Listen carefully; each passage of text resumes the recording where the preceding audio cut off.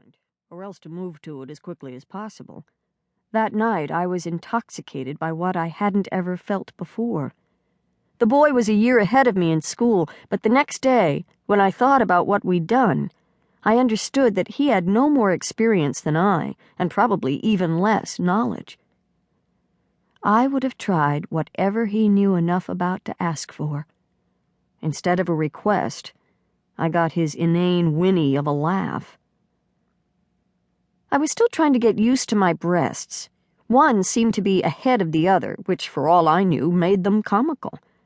But I felt certain that even if they were, Mr. Gordon wouldn't laugh.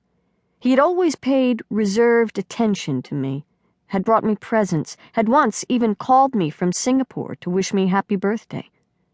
Whereas someone my own age would casually humiliate me, Mr. Gordon had for years been offering me careful respect.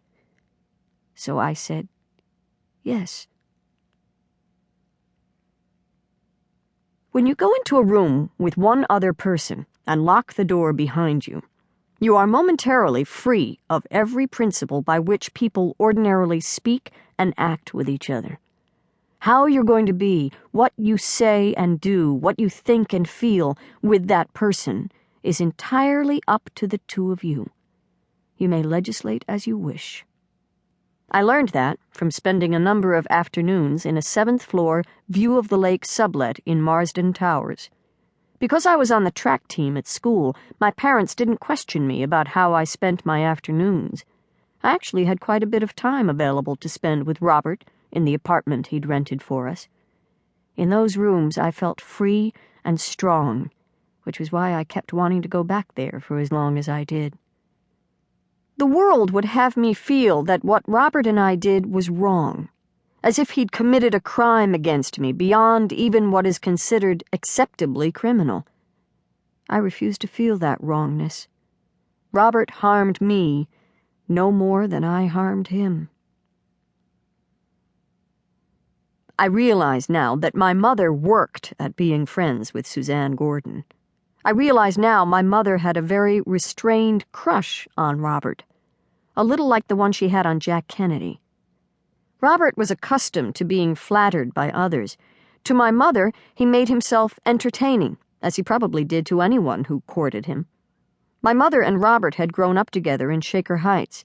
In the past, whenever they were together, they had enjoyed discussing the lives of their childhood acquaintances. Robert and my father had a formal relationship that was played out in terms that amused my mother and me. We teased my bookish father about the stilted conversations he and Robert carried on when they were required to chat. Mostly they discussed tennis, which Robert played regularly but didn't keep up with, and which my father didn't play but kept up with. My father had no real interest in tennis. It was just that every day of his life he read The Plain Dealer very thoroughly. There was a subtlety to the way my mother and Suzanne Gordon related to each other, a warmth that was half real and half pretended. To me, their conversations always sounded nervous. Having thought about her all these years, I've decided that Suzanne was never able to locate herself properly in life, though she was an astute and able person. When I was growing up, I remembered things Suzanne said, and I thought about her a lot. She had no job. She had no children. Though she volunteered at the hospital and the library, she made no friends among the other volunteers. Her manner was too distant, and her conversation was probably too peculiar. My mother said she thought Suzanne spent hours of her life paging through books from museums. I've come to understand that what fascinated me about Suzanne was how alone she seemed, and how it didn't, apparently, bother her that she had no real friends. The interest she had in Robert, however, she was able to share with my mother. Each knew where the other stood, though I believe that neither ever spoke frankly.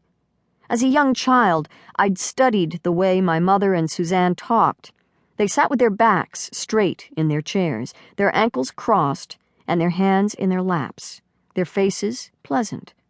Such a formal pose perfectly suited Suzanne. I still have vivid memories of her sitting like that in our living room, with the light from our bay window catching the reddish highlights of her hair. I could sense the awkwardness of her talk with my mother when they took